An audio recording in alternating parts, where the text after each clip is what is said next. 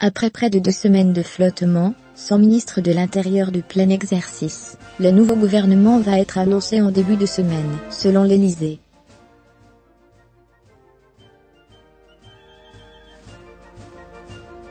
Le feuilleton du remaniement va-t-il se clore lundi?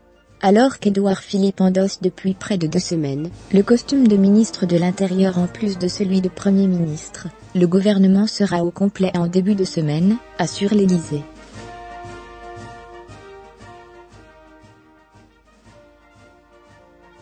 On touche au but, croit même savoir un pilier de la majorité. Le remaniement pourrait intervenir avant la prochaine séance de questions au gouvernement, prévue mardi à 15h.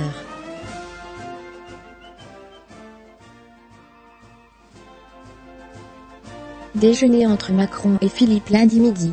Première cible des critiques sur la lenteur d'un tel processus. Emmanuel Macron et Édouard Philippe ont abordé ce sujet en fin de semaine dernière, après avoir chacun avancé de leur côté. Le président de la République a consulté depuis son retour d'Arménie, vendredi soir, et le Premier ministre a reçu des entrants potentiels, toute la semaine dernière.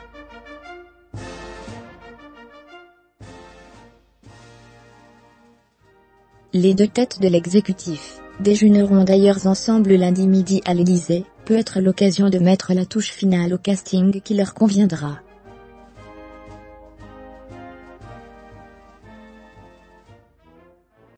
Des déplacements sur le terrain. En attendant, les ministres qui ne sont pas en danger, sont sur le pont. Marlène Schiappa, la secrétaire à l'égalité entre les femmes et les hommes, passera sa journée en Bretagne, tandis que la ministre de la Santé Agnès Buzyn est à Nantes lundi matin, avec Édouard Philippe.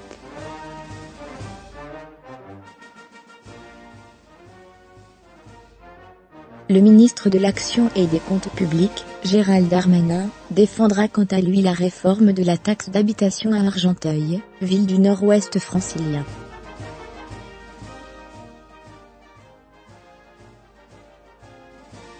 Nissan à l'ouverture de la FIAC? Avec ses déplacements hors de Paris, le gouvernement veut montrer qu'il ne chôme pas en attendant d'être remanié.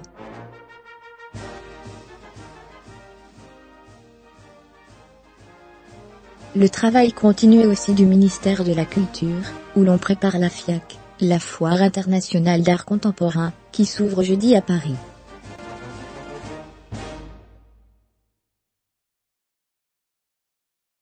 Que ce soit avec François Nissan ou quelqu'un d'autre, glisse son cabinet, alors que le nom de l'ancienne dirigeante des éditions Actes Sud revient parmi ceux des sortants potentiels du gouvernement.